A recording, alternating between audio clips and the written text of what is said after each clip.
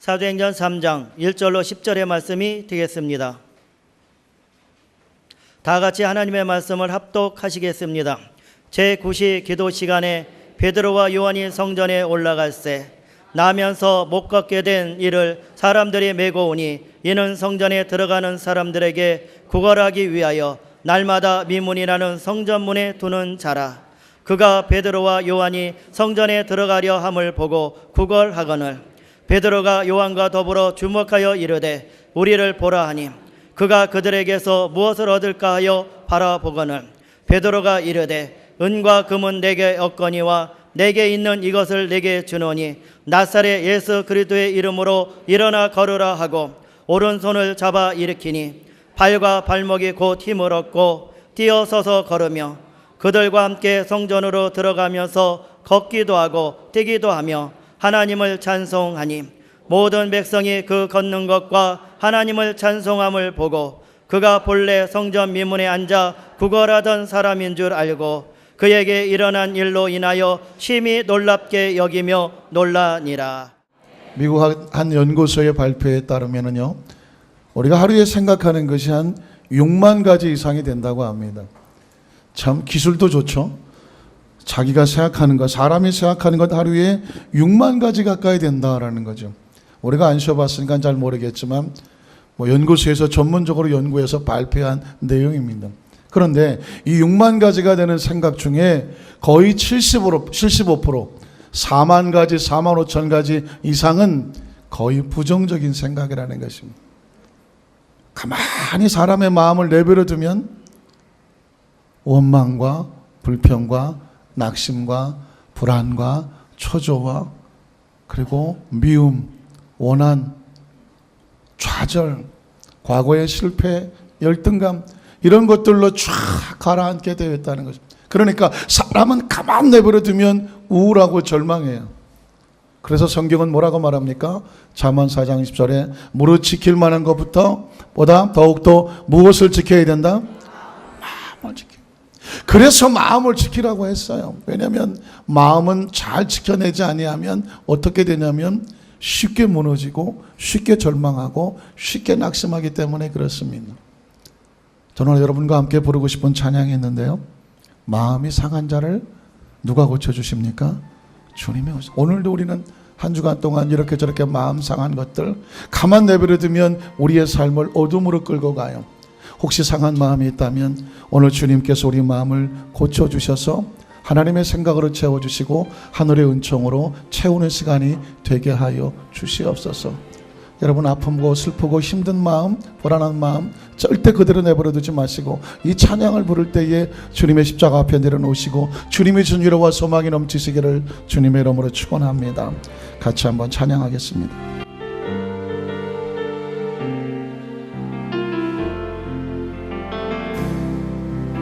마음이 상한 자를 고치시는 주님, 하늘의 아버지 날 주관하소서. 주의 길로 인도하사 자유케 하소서. 새 일을 내게 분케 하소서. 의에 줄이고 목이 마르니 성령의 길을 넣소서. 의에 줄이고 목이 마르니 내 산을 채워. 우리 두 손을 가슴에 얹고 성령으로 채우사.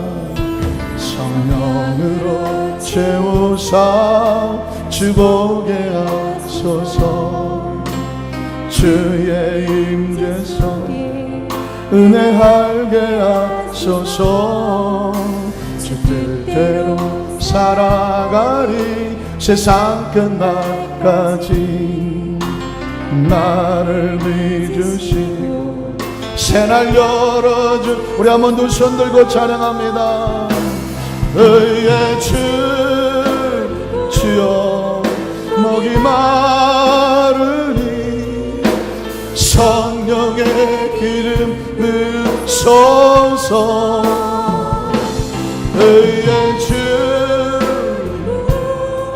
목이 마르니 내 잔을 채워. 의의 주리고 목이 마릅니다. 의의 주 목이 마르니 성령의 기름 부으소서. 의의 주 목이 마르니 내 잔. 마지막으로 간절한 마음으로 하나님의 영으로 채워지기 위해 주리고. 의의 주고 목이 마르니 성령의 기름 부으소서. 의의 주고 목이 마르니 내 잔을 채워 주소서. 한 주간 동안 상하고 지쳤던 마음이라도 이 찬양의 고백을 주께서 들으시고 상한 마음 위로하시고 상처난 마음은 싸매어 주시고 두려운 마음에 용기를 주시고 실망한 마음 가운데 새로운 결단과 새 비전을 주시고 건강한 은혜와 은총으로 우리 마음을 채워주시기를 주님의 이름으로 축복합니다. 우리 한 번 더 따라 하실까요? 예수님 안에서 새롭게 회복되는 능력의 축복. 이런 제목으로 말씀의 은혜를 나누기를 원합니다. 수년 전에 미국의 어느 신문에서 한 여인에 대한 기사가 나왔는데 기사 타이틀은 이랬습니다. 고양이를 점점 닮아가는 여인. 고양이를 점점 닮아가는 여인이라는 것입니다. 이 여인의 이름은 아멜라라고 하는 여인인데요. 20여 년 전에 집에 고양이를 키웠다고 합니다. 어쩌다 혼자가 돼서 고양이를 벗어봐서 고양이를 열심히 키웠습니다. 여러분 고양이 키워보신 분 계십니까? 고양이가 얼마나 여우짓을 하는지. 저는 군대에 있을 때 정말 제 의사와 상관이 없이 부대 방침에 따라 고양이를 몇 마리씩 키워라 그런 명령이 있어서 고양이를 구해다가 제가 키워본 적이 있었습니다. 아 그랬더니 요놈이 얼마나 여우짓을 하는지 밥을 먹으려고 식기를 딱 갖다 놓으면 야옹 식기 옆에 딱 붙어갖고는 생선을 넣고 그냥 입을 다시고 앉아있어요. 뭐 하는 거예요? 달라는 거예요. 그걸 하나씩 집어주기 시작하니까 밥 먹을 때만 되면 옆에 와서 미리 딱 기다리고 있고요. 어떤 때는 잠을 자려고 보면 깜짝 놀라요. 옆에 와서 뺨을 대고 부비고 잠을 자고 있어요. 쉽게 곁을 주지 않는 고양인데요. 밥만 열심히 주고 따뜻하게 대해주니까 얼마나 이렇게 요구짓을 하는지 모릅니다. 개를 키우는 사람들도 얼마나 열심히 키웁니까? 엘리베이터에서 개를 키우는 사람 만나면은요, 가만히 보면 이게 사람인지, 엄마가 알아서 해줄게, 엄마가, 어이구, 그래. 아, 우리는 아직 익숙하지가 않아서 그거 잘 안 돼요. 그런데도 보니까 그렇게 열심히, 이제는 가족 같아요. 그러다가 만약에 먼저 그 개나 고양이가 죽게 되면은 얼마나 슬퍼하는지 몰라요. 요즘은 굉장히 돈 들여서 장례식도 멋있게 해준다고 하더라고요. 아마도 이 여인에게는 그 고양이의 죽음이 굉장한 충격이었나 봐요. 그렇게 의지하고 돌봤던 고양이가 병들어 죽게 돼버리고 말았습니다. 그 허전한 마음을 달랠 길이 없었는지 이 여인에게 이상한 증세가 태어났습니다. 어떤 증세냐면은 그 고양이를 주려고 잔뜩 쌓아 놓았던 고양이 사료가 있잖아요. 그 고양이 사료를 갖다가 끼니 때마다 먹기를 시작을 합니다. 우리는 고양이 사료를 먹는다고 하면 그거 어떻게 먹어? 어떻게 먹기는 초창기에 미국에 이민 갔던 많은 사람들이요, 마트에 가서 고양이 사료, 개 사료 엄청 먹었다고 합니다. 왜냐하면 통조림인 줄 알고 통조림통에 들어가 있거든요. 그러니까 설마 이게 고양이 사료, 개 사료가 생각을 못한 거죠. 또 먹을만 하고요, 비성적이지 않다고 말합니다. 맛도 제법 있다고 합니다. 가격은 우리나라 라면서 가격보다 조금 비싸긴 한데, 그러나 이 여인은 잔뜩 쌓아놓은 그 고양이 사료를 끼니 때마다 하나씩 꺼내 먹기를 시작했어요. 그런데 어느덧 그것을 다 먹고 나니까 입맛이 사료 맛에 길들여졌어요. 그래서 20년 동안이나 무려 고양이 사료로 기니를 때웠다는 것입니다. 문제는 고양이가 그려져 있는 고양이 사료를 먹었기 때문에 그랬을까요? 이 여인의 마음의 생각 가운데 점점 내가 고양이가 되는 것이 아닐까? 그런 착각이 들어왔다는 것입니다. 그런 생각이 마음에 들어오니까 어떤 일이 벌어지냐면 친구들을 만나고 이웃의 사람들을 만나는데 이 사람이 하는 행동이 점점 고양이 같아지더라는 것입니다. 고양이 소리 누가 잘 냅니까? 고양이도 뭐 여러 가지 소리를 낸다고 하는데 가만히 편안하게 있을 때도 뭐 드르릉 드르릉 한다는데 전 들어보지를 못했어요. 제가 알고 있는 고양이 소리는 그냥 야옹 이거밖에 몰라요. 그러니까 평상시 말하는데 이 여인의 음성 속에서 야옹의 소리를 내고 화가 나면 야옹 하고, 그러니까 주위 사람들이 깜짝깜짝 놀라는 거예요. 그래서 화제가 돼서 신문에 났다는 것입니다. 그런데 그 신문 기사에 이 여인의 사진이 나온 것을 본 사람의 이야기에 따르면 얼굴이 완전히 고양이처럼 변해있더라고요. 아마 어떤 사람은 너무 부럽다, 나도 고양이상 되고 싶은데 하실지 모르겠지만 정말 고양이처럼 돼버린 얼굴은 보기 힘듭니다. 여러분, 그 신문기사 속에서 하고 싶은 이야기는 뭐냐면 사람의 마음에 자신이 어떤 존재인지 자신의 정체성에 대한 생각을 어떻게 잘못 갖게 되면 생활 양식뿐만 아니라 얼굴의 모양도 변화가 돼 가더라. 이것이 화제 기사거리로 보도가 된 것입니다. 정말 중요한 것은 뭐냐면 자신이 누구인지 자신에 대한 아이덴티피케이션이라고 하는 자신의 정체성, 또 다른 말로 말하면 자화상인, 셀프 이미지네이션이라고 하는 내가 누구인가, 자신을 어떻게 생각하는가, 무심코 마음속에 들어온 이야기지만 놀랍게도 나도 모르는 사이에 그런 여인과 같이 그런 삶의 모습 속에 그렇게 이끌어가는 것을 발견하게 된다는 것입니다. 마음에 가지고 있는 자화상이라는 것이 얼마나 중요한지 불교에서는 다른 거 하지 않습니다. 마음을 닦으려고 합니다. 일체유심조라 그래서 마음을 닦아보려고 수도하고 면벽하고 많은 것을 합니다. 하나님은요, 당신의 백성들을 만나면 제일 먼저 하시는 것이 뭐냐면 잘못된 마음의 자화상을 새롭게 바꿔주시는 것입니다. 왜냐하면 잘못된 자화상을 품고 있으면 그 사람은 내버려 두면 그렇게 절망해요. 아까 제가 말씀드렸지만 인간이라고 하는 것은 마음의 생각이 가만 내두면 자기도 모르게 절망해요. 낙심하고 우울하고 슬퍼하고 불안하고 초조해요. 그 마음의 상태를 그냥 가지고 있으면 얼마 가지 않아 마음에 생각한 대로 그의 삶이 점점 어두워지는 것입니다. 제가 지난주 설교 제목을 예수 그리스도 안에서 새롭게 회복되는 건강한 자화상의 축복이라고 말씀을 드렸습니다. 왜냐하면 우리의 믿음의 선배들을 보니까 그들의 인생에 처음 하나님을 만나기 전에는 얼마나 힘들고 어두운 삶인지 몰라요.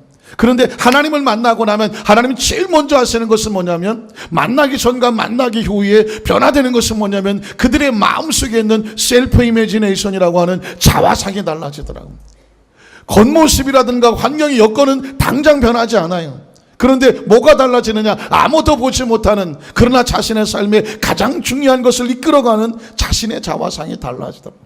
기억하십니까? 창세기 28장에 보니까 야곱이 홀로 누워서 돌베개를 베고 있었던 그의 서글픈 자화상. 난 이제 아무도 없어, 도와줄 사람도 없고 앞길도 막막하고 이제 난 끝났어, 난 어떻게 할 줄을 몰라. 이게 야곱의 자화상이었어요. 그런데 하나님께서 그 밤에 꿈속에 나타나셔서 사닥다리를 보여주신 다음에 말씀하셨던 말을 한마디로 기억하면 넌 절대로 뭐가 아니다, 혼자가 아니다. 어마어마한 선언입니다. 넌 절대로 혼자 버려진 존재가 아니야. 이 메마른 이 쓸쓸한 바닥에 누워서 돌베개에 누워있다고 해서 넌 버려진 존재가 아니야. 왜냐하면 네가 나를 기억하고 내 앞에 간구하여 기도하고 하나님을 찾는 순간 내가 있는 곳마다 누구와 연결이 되고 하나님과 연결이 되고, 그리고 내가 너에게 약속한 것이 있잖아. 그 약속을 이룰 때까지 내가 과연 너를 버리지도 아니하고 떠나지도 아니하며 네가 어디를 가든지 내가 너와 항상 함께 있어. 너를 어떻게 해주고 지켜준다고. 야곱이 꿈에서 깨고 나서 뭐가 달라졌어? 여전히 들판인데, 여전히 아무도 없는데, 여전히 앞이 망망한데, 그러나 눈빛이 달라지죠. 마음에 가지고 있는 담대함이 생깁니다. 자신감이 생깁니다. 어렵고 두려운 미래를 향해서 일어나 푸념이 나갑니다. 무엇이 달라졌습니까? 마음의 셀프 이미지네이션이 달라졌어. 난 혼자가 아니야. 난 할 수 있어. 하나님 나와 함께 하시고 지켜주시고 내 미래의 길을 하나님이 열어주신다는 것입니다. 한번 따라하실까요? 나는 절대로 혼자가 아니야. 인간은 가만히 있으면 한없이 외로워요. 한없이 불안하고 조져요. 그러나 기억하십시오. 하나님의 사람은, 기도하는 사람은 하나님이 약속하신다. 넌 절대로 혼자가 아니다. 아니, 하나님께서 절대로 혼자로 내버려 두지 않는다. 절대로 내버려 두지를 않아요. 하나님의 계획과 섭리와 뜻과 목적이 있는데 어떻게 하나님이 혼자 내버려 둬요? 절대로 혼자 내버려 두지 않아요. 하나님의 계획이 있기 때문입니다. 요셉은 너무 힘들고 어려운 일을 많이 겪었어요. 세상 말로 말하면 팔자가 너무 사나워. 되는 일이 없어. 하는 일마다 꼬여. 인간적으로 생각하면 난 못 살겠다. 그러나 하나님께서는 요셉의 고백을 통해서 이렇게 말하죠. 나를 이리로 인도하니는 당신들이 아니요. 누구예요? 하나님이요. 오늘 저와 여러분의 삶의 현장은 지금은 과정일 뿐이에요. 절대로 끝난 게 아니에요. 포기하면 안 돼요. 결론 내리면 안 돼요. 하나님이 지금 이런 과정을 통과해서 결론은 누가 내린다? 하나님이 내릴 거예요. 멋지게 할 거예요. 제가 만든 표현으로 하나님께서 마침내 하나님의 꿈을 꾼 요셉의 마지막 결론에 박스를 뜯어내고 포장을 걷어내면 상상할 수 없는, 누구도 상상하지 못했던 하나님의 작품으로 만들어 주실 줄로 믿습니다. 오늘 저와 여러분의 삶의 현장 가운데 지금 현재 벌어지는 과정을 보고 절대로 절망하지 마세요. 그냥 과정일 뿐이에요. 필요한 단계를 넘어갈 뿐이에요. 하나님 우리 마음속에 주시는 것은 나를 이끌어 가시는 그분은 하나님이십니다. 한번 따라 하실까요? 나를 이끌어 가시는 분은 하나님이십니다. 하나님이란 네 마음에 자신감을 갖게 되면 어떤 상황 속에 좀 힘들더라도 어렵더라도 잠깐 막히더라도 절망하지 않아요. 낙심하지 않아요. 그럴 필요도 없어요. 왜? 하나님이 마침내 해내실 거예요. 한번 따라 하실까요? 하나님께서 마침내 해내실 겁니다. 믿으십니까? 한나는 원수 같은 불인나가 옆에 붙어서 너무 힘들었어요. 그러나 여러분, 내게 가장 고통스러운 존재조차도 하나님께서는 무엇으로 만드시더라? 축복의 통로로 만드시던, 가장 원수 같은 존재인 줄 알았는데 그 사람 때문에 기도하다 보니까, 하나님 찾다 보니까, 더 작정하여 하나님께 엎드리다가 보니까 낙심할 시간이 없어서, 좌절할 시간이 없어서, 무너져 있을 시간이 없어서. 왜? 내 기도해야 되니까. 그 결과, 그 기도 덕분에 하나님께서 원하시는 기도의 아름다운 열매를 맺게 해주심으로 내게 원수 같은 존재가 알고 보니까 나에겐 무엇이었더라? 축복이었더라. 기억하세요? 내게 가장 힘들고 원수 같은 존재라고 생각했는데 그 사람이 나에겐 축복이었어요. 예전에 혹시 기억하십니까? 시골에 연세 많으신 분들을 갖다가 앉혀놓고 서로 쪽지 같은 걸 이렇게 보여주고, 당신과 나 사이를 두 자로 뭐라고 말해. 그러면 어르신들이 뭐 머리가 빨리 안 돌아가시니까 그냥 막 어떻게 빨리빨리 해야 되니? 당신하고 나하고 할멈하고 나하고 사이를 뭐라 그래? 두 자로. 모든 사람들은 부부 이럴 줄 알았더니 할머니가 응? 왼손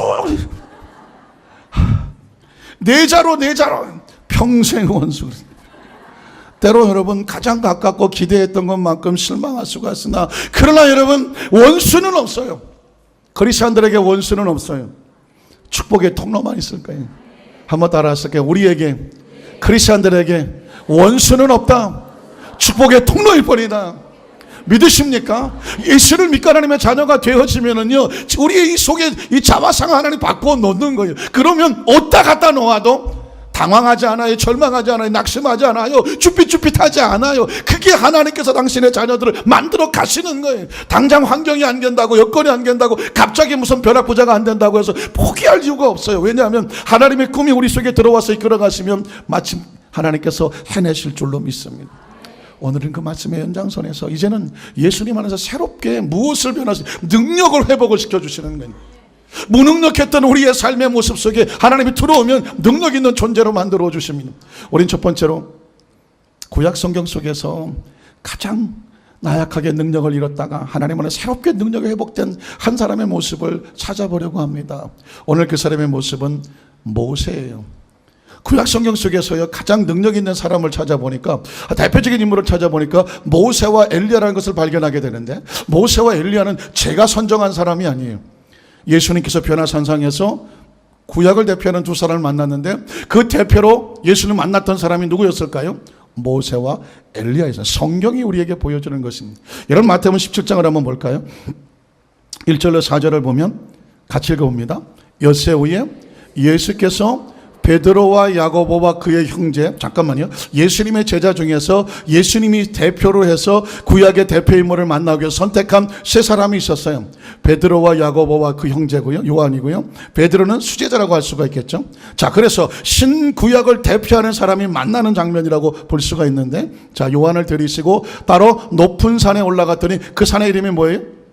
변화산이라고 하는 것입니다. 왜 변화산일까요? 예수님이 변화되신 그 장소가 그 산인데 그래서 변화산이라고 불러요. 그들 앞에서 그래서 어떻게 되었더라? 변형되었더라. 변형, 형체가 달라졌어요. 존재적인 형체가 변화되었는데 어떻게 달라졌냐면 그 얼굴이 뭐같이 빛나며? 해같이 빛나며 옷의 빛과 같이 휘어졌더라. 어떤 성경은 빨래를 해놓은 빨래를 해놓으면 어떻게 해요? 해지지 않습니까? 빨래를 해놓은 옷과 같이 그 빛이 하얘졌다고 말하죠. 그때에 누가 나타납니까? 모세와 엘리야. 모세는 율법을 대표하고 엘리야는 선지자를 대표하는, 구약은 바로 율법과 선지자로 되어 있거든요. 그러니까 이 구약을 대표하는 모세와 엘리야가 누구와 더불어서? 예수님과 더불어서 말하는 것. 자, 여기서 자막을 스톱시켜 주세요. 굉장히 중요한 장면이에요. 제가 보기에는 그래요. 여러분, 구약을 대표하는 모세와 엘리야가 지금 예수님 시대에 수천 년이 지난 시대예요. 그런데 예수님이 변화산상에서 구약을 대표하는 모세와 엘리야가 변화산상에서 실제적으로 영적인 환상이지만 만나는 상황이 벌어집니다. 이 상황을 지금 누구에게 보여줍니까? 베드로와 야고보와 요한에게 보여주고 오늘 기록된 성경을 통해서 저와 여러분에게도 보여주고 있습니다. 우리는 시간과 공간의 제한을 받아요. 역사 속의 인물을 책이나 드라마를 통해서 만날 수 있을지 모르지만 실제로 환상 속에 예수님같이 우리의 눈앞에 만나지는 사건은 3차원의 세계는 있을 수 없는 상황이에요. 그런데 예수님께서 이 3차원에 있을 수 없는 상황을 깨트려 보이고 우리의 의식 속에 이룰 수도 있다는 걸 보여줘요. 그것은 바로 구약을 대표하는 모세와 엘리야가 시간과 공간을 초월해서 예수님을 만나러 오는 것입니다. 그 예수님을 만나러 오는 사건 속에서 육신으로 만나는 것이 아니기 때문에 예수님의 모습도 영적인 모습으로 변화가 되어져서 함께 대화하는 모습을 보게 됩니다. 그 대화하는 모습을 누가 직접 보게 됩니까? 베드로가 현장에서 보게 됩니다. 그래서 예수와 더불어 말하는 것이 그들이 누구예요? 베드로와 야고보와 요한이었습니다. 그래서 베드로가 예수께 여쭈어 이르되 주여 우리가 여기 있는 것, 이 변화산상에서 상상할 수 없는 체험과 그 역사가 나타나는 것을 보니까 여기 있는 것이 좋겠습니다. 그래서 만일 주께서 원하시면 내가 여기서 초막 몇 개를 지어요? 3개를 짓겠다고 하는 유명한 장면이 나오는데 그 첫 번째는 누구를 위해서? 주님을 위해서, 하나는 모세를 위해서, 하나는 엘리야를 위해서 하겠습니다 라고 하는 유명한 고백을 하는데 이 고백의 결과는 별로 좋지 않아요. 왜냐하면 예수님이 그런 그 변화산에 초막에 살려고 오신 분입니까? 베드로가 마음이 열심히 있어서 주님 너무 좋아요. 그러니까 우리 여기서 그림 같은 집을 짓고 한 100년 살죠. 뭐 그런 분위기였어요. 3개를 지어놓고 예수님, 모세, 엘리야 그랬습니다.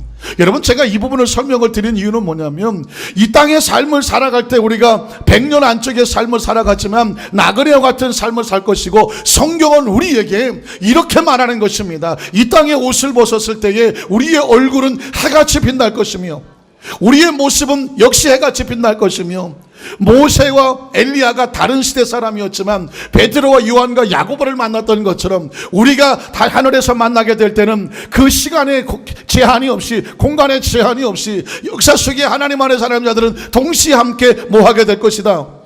만나게 될 것이다. 믿으십니까? 믿어지십니까? 이것이 천국의 개념인데 이건 예수님께서만 우리에게 보여주실 수 있는 거예요. 여러분, 이 말씀이 믿어지고 이 말씀이 마음에 채워지는 여러분에게 이미 하나님의 나라 속에서 아하, 이게 이루어진 천국의 모습이고 우리도 이 천국에서 주님을 만날 것이고 우리의 믿음의 조상들도 함께 만나게 된다는 사실을 이 말씀을 통해서 여러분 마음속에 새기게 되시기를 주님의 이름으로 축원합니다. 자, 이렇게 놀라운 구약을 대표하는 모세라는 사람인데, 자, 첫 번째 모세를 생각할 때 그게 원래부터 능력 있는 사람이었느냐? 아니었다는 것입니다. 성경이 우리에게 은혜가 되는 것은 태어날 때부터 강력한 축복의 통로였던 사람들은 거의 없어요. 한없이 나약하고 부족한 존재들이었는데 하나님의 손에 들어가서 어떻게 변화되느냐, 우리에게 그걸 보여주는 것이거든요. 오늘 모세가 원래부터 능력 있는 지도자가 아니었음을 우리는 출애굽기 2장 11절로 15절에서 발견하게 됩니다. 모세의 가슴 아픈 과거를 한번 들어보시겠습니까? 같이 읽어볼까요? 모세가 장성한 후에 한 번은 자기 형제들에게 나가서 그들이 고되게 노동하는 것을 보더니 어떤 애굽 사람이 한 히브리 사람 곧 자기 형제를 치는 것을 본지라 좌우를 살펴 사람이 없음을 보고 그 애굽 사람을 쳐 죽여 모래 속에 감추니라. 이튿날 다시 나가니 두 히브리 사람이 서로 싸우는지라 그 잘못한 사람에게 이르되 네가 어찌하여 동포를 치느냐 하며 그가 이르되 누가 너를 우리를 다스리는 자와 재판관으로 삼았느냐? 네가 애굽 사람을 죽인 것처럼 나도 죽이려 하느냐? 모세가 뭐하여? 두려워요. 자막을 스톱시켜 놓으세요. 여러분 아마 이미 알고 있는 내용이죠. 모세는 바로의 왕궁에서 공주의 아들로 성장해서 제법 다음 후계자까지 될 만한 그런 위치에 있었어요. 그러나 나이가 40이 되고 나니까 자기의 정체성 때문에 고민을 하죠. 자기의 동족들은 나가서 노예처럼 저렇게 시달림을 당하고 있는데 내가 여기서 호의호식하는 것이 옳을 것이냐? 고통스러워 견딜 수 없어서 이제 내가 이 나이가 됐으니 내 백성을 위해서 나서야 되겠다. 그래서 그는 자기가 결단하고 나가서 애굽의 병사가 히브리 사람들을 고통스럽게 하니까 아무도 없다고 생각하고 쳐서 죽여서 모래에 파묻었다. 그러면 이스라엘 사람들이, 히브리 사람들이 자기를 어떻게 줄 줄 알았어요? 와, 우리를 위해서 이렇게 애써주는 걸 보니까 우리의 지도자가 될 수 있겠다라고 환영해 줄 줄을 알았어요.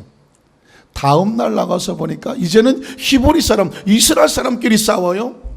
모세가 가슴이 아파서 왜 우리 동족끼리 싸웁니까? 라고 말리려고 드니까 이 두 사람이 도끼 눈을 들고 아따 시방 뭐 하는 것이야? 어제는 애굽 사람을 죽이더니 오늘은 우리를 죽이려고 드는가? 당신이 뭔데 우리 사이에 껴들어서 지도자 노릇을 하려고 해? 애굽의 정부에다 기관에다가 신고해서 살인자로 신고하겠어. 자기가 한 일이 탄로나서 두려워했다고 말합니다. 여러분이 이 모세의 심정을 한번 들어볼게요. 두려워 이르되 일이 탄로되었도다. 바로가 이 일을 들어서 신고가 들어갔어. 그래서 모세 이놈이 우리를 배반했구나라고 해서 모세를 잡아 죽이겠다고 찾고 있는 것입니다. 이젠 모세는 오갈 데가 없게 됐어요. 그래서 바로의 낯을 피하여서 어디로 갑니까? 저 먼 미디안 땅이라고 하는 이방의 지역에 가서 머물며 하루는 우물 곁에 앉았더라. 이 이야기는 뭐냐면 한없이 처량한 신세가 되어버려. 기억하시죠? 처가살이를 하고 있고 그 세월이 얼마를 지냈냐면 40년을 그렇게 지냈습니다. 모세는 잊혀진 존재입니다. 아무도 기대하지 않는 존재입니다. 버려진 존재입니다. 거부된 존재고요, 거절된 존재입니다. 이 모세의 처참하고 처량한 모습을 클로즈업을 해보면 때로 우리 인생의 삶 속에서 나는 이런 의욕이 있었어, 이래 해보고 싶었어, 정말 진심이었어요. 그러나 세상이 알아주지를 않아요. 사람이 알아주지를 않아. 남이 알아주지를 않아요. 때가 알아주지를 않아요. 내 스스로 세월이 지나가서 한없이 나약하고 초라한 자신의 모습을 보아야 하는 슬픈 모습이 모세의 모습이에요. 이런 사람에게도 희망이 있을까요? 이런 사람에게도 뭔가 작품이 나올 수 있을까요? 이런 사람을 통해서도 뭔가 역사가 이루어질 수 있을까요? 성경은 우리에게 이걸 도전하고 있는, 거꾸로 묻습니다. 하나님의 사람들이요, 여러분들이 보기에는 이런 사람에게도 하나님께서 역사하셔서 뭔가 작품이 나올 수 있다고 기대하십니까? 이렇게 묻는 거예요. 여러분 어떻게 대답하십니까? 기대하십니까?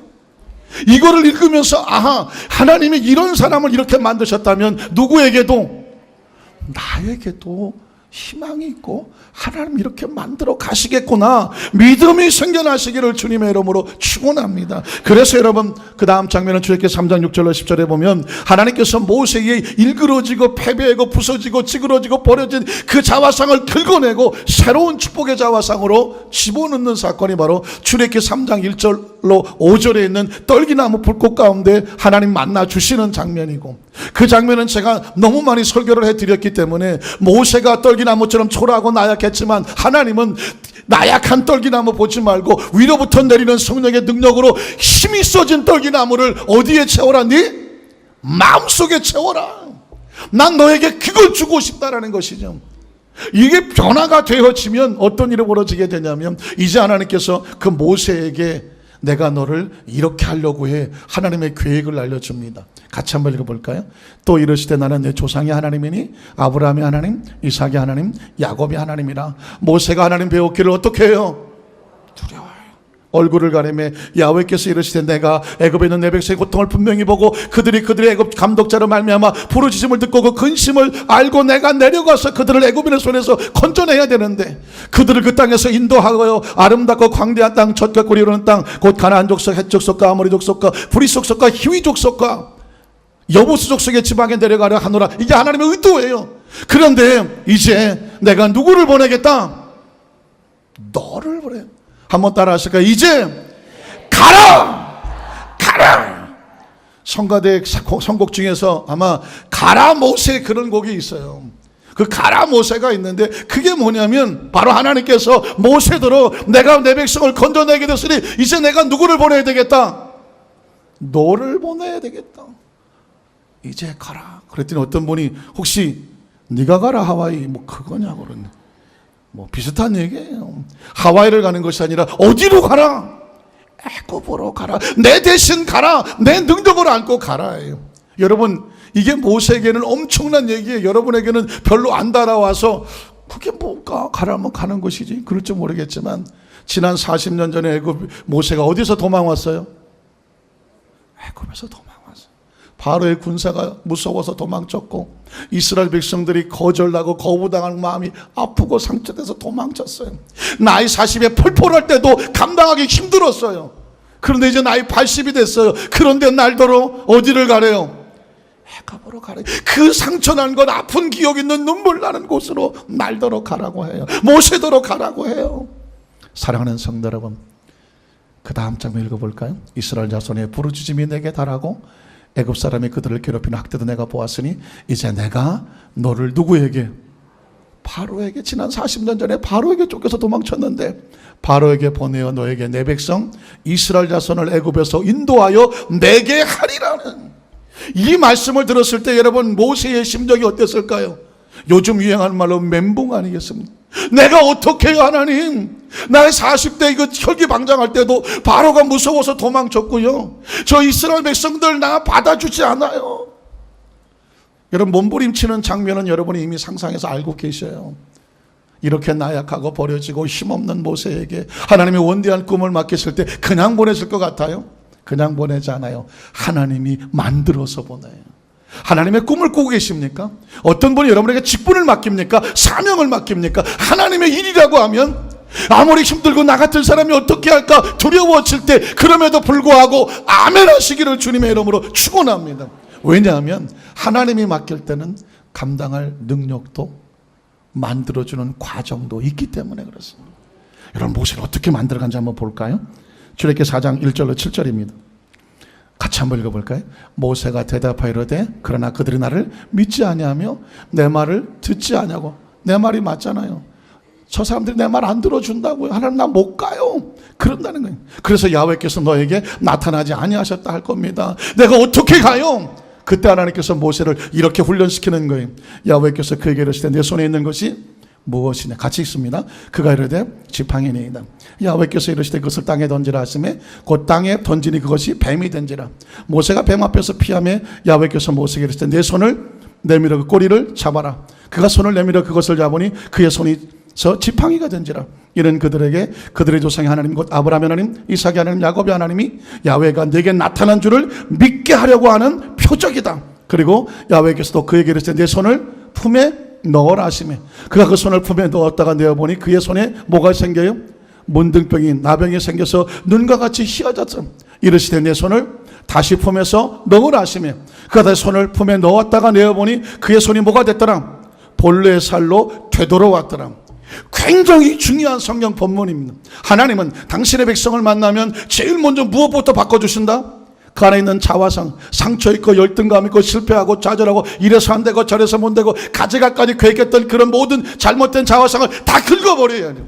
다 찢어버려야 돼요. 새로운 자화상을 집어야 돼요. 모세의 자화상 80에 버려지고 실패하고 살인자고 아무것도 할 수 없는 존재예요. 그러나 하나님께서 그의 자화상을 바꿔놓아요. 어떻게? 막대기, 지난 40년간 몸 지탱해주던 막대기, 아무짝에 없는 쓸모없는 막대기 던져봐라. 던졌어요. 뭐가 됐어요? 뱀이 됩니다. 상상할 수 없는 일이죠. 나약하고 무능력한 막대기가 움직이는 격동하는 뱀이 됐어요.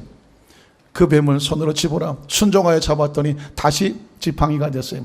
여러분 눈치가 빠르신 분들은 성경을 기억하실 것입니다. 그가 말씀 있기 전에 집었던 지팡이는 누구의 지팡이? 모세의 지팡이.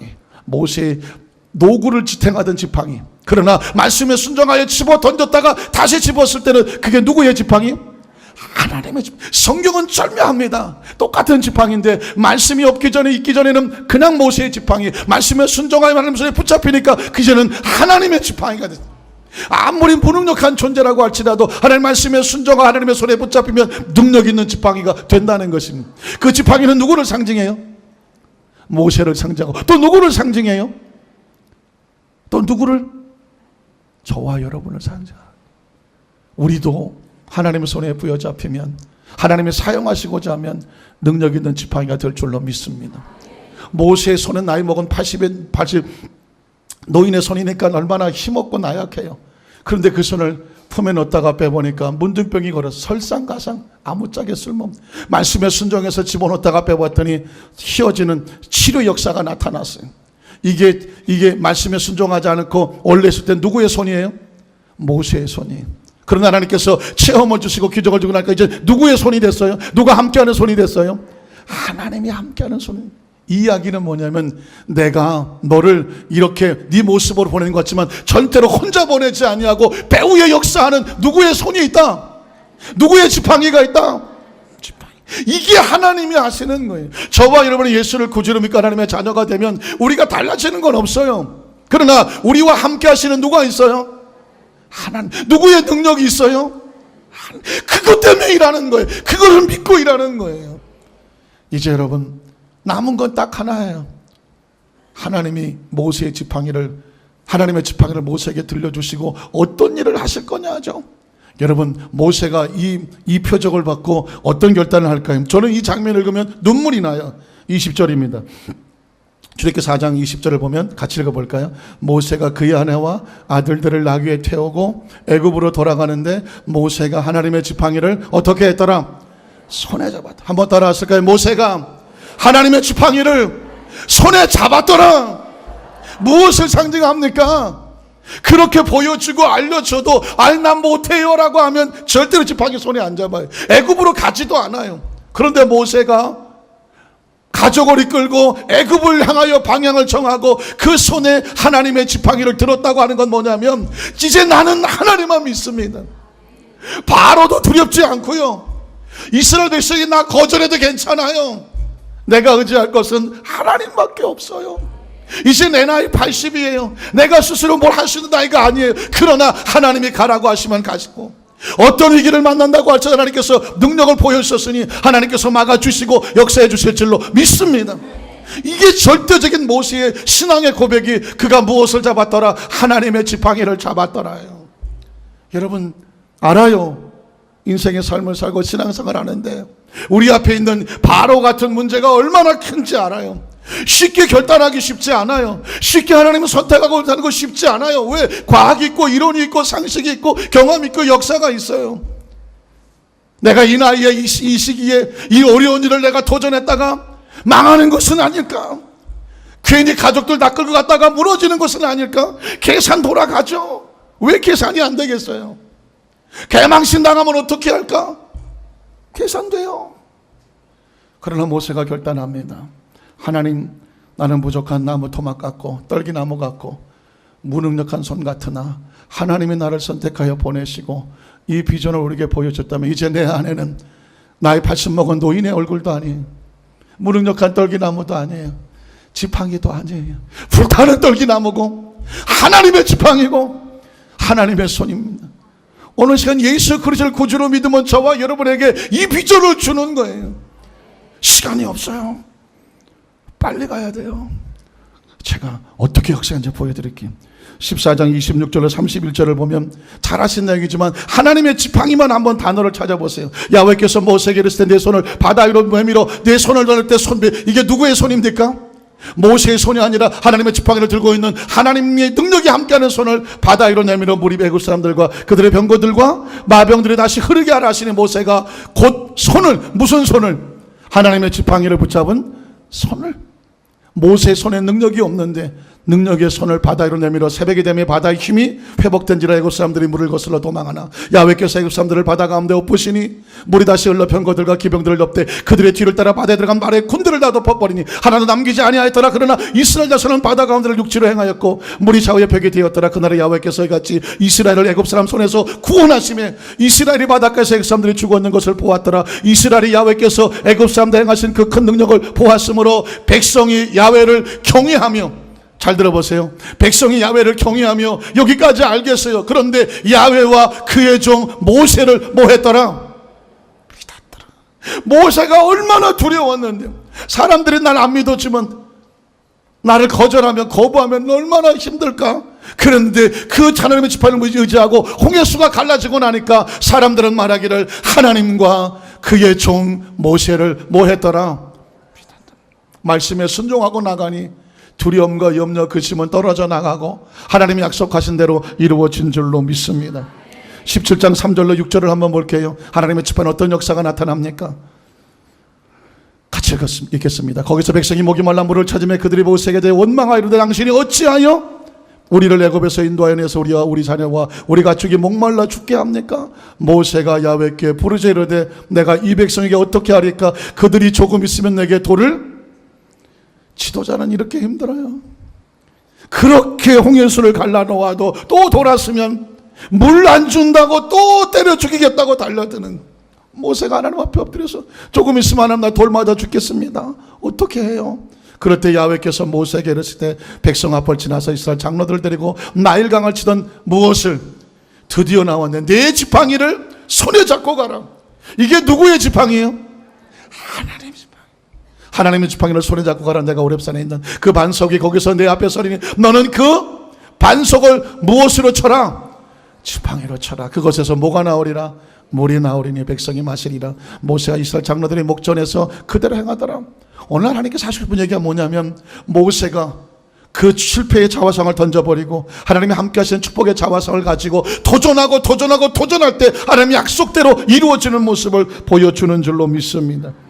여러분 마지막 장면이에요. 출애굽기 17장 8절 13절에 보면 드디어 하나님의 지팡이가 어떤 역사를 하는지를 보여줍니다. 잘 아시는 장면이지만 같이 읽어볼까요? 그때 아말렉이 와서 이스라엘과 르비딤에서 싸우니라. 모세가 여호수아에게 이르되 우리를 위하여 사람들 택하여 나가서 아말렉과 싸우라. 내일 내가 무엇을 손에 쥐고 하나님의 지팡이를 손에 잡고 산 꼭대기에 어디 갔지? 산 꼭대기에 서리나. 여호수아가 모세의 말대로 행하여 아말렉과 싸우고 모세와 아론과 홀은 산 꼭대기에 올라가서 모세의 뭐가 올라가면 손에 뭐가 들었는데 지팡이. 하나님을 믿는 의지하는 손이 올라가면 이스라엘이 이기고 그 손을 내리면 지팡이가 내려오면 아말렉이 이기더니 모세의 팔이 피곤함에 그들을 돌을 가져다가 모세 아래 놓아 그가 그 위에 앉게 하고 아론과 홀이 한쪽 한 사람은 이쪽에서 한 사람은 저쪽에서 모세의 무엇을 올렸더니 그 손을 왜 붙들어 올려요? 하나님의 지팡이가 그 손이 해가 지도록 내려오지 아니한지라. 여호수아가 칼날로 아말렉과 그 백성을 쳐서 무찌르더라. 할렐루야. 성경은요 이스라엘 역사 속에서 벌어진 일을 보여주는 것 같지만 포인트는 하나예요. 하나님의 사람들이여 너의 부족함과 나염 때문에 스스로 절망하고 스스로 포기하지 말아라. 하나님은 우리의 자화상을 바꿔놓고 하나님께서 우리와 함께 하시는 걸 가슴에 믿게 하고 나가는 것을 현장 속에 삶의 현장 속에서 하나님의 능력의 역사가 나타나도록 체험하도록 만들어 주시는 줄로 믿습니다. 그러니 어떻게 하라고? 강하게 하고 담대히 하라는 거예요. 말씀을 정리하려고 합니다. 제가 어제 저녁에 오후네요. 지금 충남 홍성에서 해피하우스라는 곳에서 우리 강덕교회 청년 선교회원들이 지금 수련회를 하고 있습니다. 한 100명 가까이 수련을 하고 있는데 제가 고민하다가 토요일날 내려갔다가 밤에 올라오면 12시가 되고 오늘 또 이 설교 끝나고 나서 1시에 당회하고 2시 되면 또 내려가서 7시부터 이제 우리 청년들하고 또 수련을 하려고 하는데 과연 내가 이걸 감당할 수 있을까? 그러나 하나님, 제가 이번 기회는 제가 청년애들 수련회 강사를 제가 하겠습니다 하고 어제 오후에 내려갔어요. 7시부터 9시까지 우리 청년 지체들하고 말씀을 나누는데 제가 준비했던 말씀 가운데 갑자기 하나님께서 강력하게 몰아붙이는 말씀이 있었는데 이 20대 30대를 살아가는 청년들이 너무 힘든 시대를 살고 있는 거예요. 뭐 취업도 힘들고 뭐 결혼의 문제다 뭐 직장의 문제 여러 가지. 그 청년들 한 100명을 안고 있다 보니까 그들이 아파하고 힘들어하는 모습이 보여요. 그런데 그 순간에 제 마음속에 오늘 본문과 같은 그런 말씀이, 하나님의 성년들이요, 하나님의 자녀들이요, 우리 청년 지체들이요, 환경과 역경이 어렵다고, 직장이 안 된다고, 또 결혼이 쉽지 않다고 해서 절망하고 좌절 낙심하지 말아라. 너희는 하나님의 사람들이다. 너희와 함께 하시는 하나님의 사람, 하나님 역사하심을 바라보아라. 부모를 원망하지 말아라. 혹시라도 환경의 여건이 어렵다고 해서 스스로 포기하지 말아라. 하나님의 청년들이여, 믿음으로 일어서라. 하나님께서 여러분의 모습을 귀하고 멋지게 만들어내실 것이다. 너무나 강력하게 말씀을 선포하게 하시고, 그리고 그들과 함께 찬양하고 통성으로 기도하면서 한 사람 한 사람 머리 위에 안수하면서 제가 끌어안고 눈물로 기도를 했어요.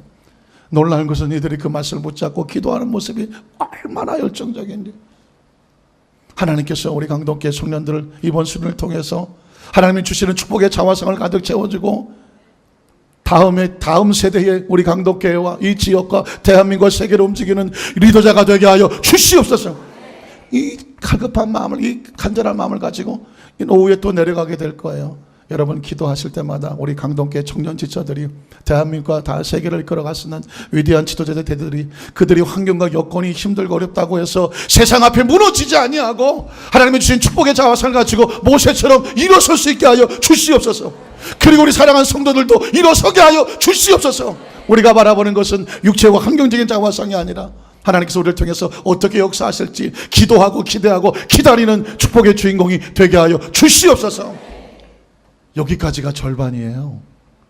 오늘 본문은 사도행전 3장이었는데 다음 주에는 신약 성경 가운데에 낙심하고 무기력했던 사람을 하나님 어떻게 역사하셨는지를 입으로 말씀할 테니까 기대하시라. 짠짠있는 다음 주까지 꼭 말씀을 같이 들으셔야 오늘 말씀이 하나님 연합이 되어집니다. 바라기는 이 말씀이 여러분의 축복의 레마가 되시기를 주님의 이름으로 축원합니다.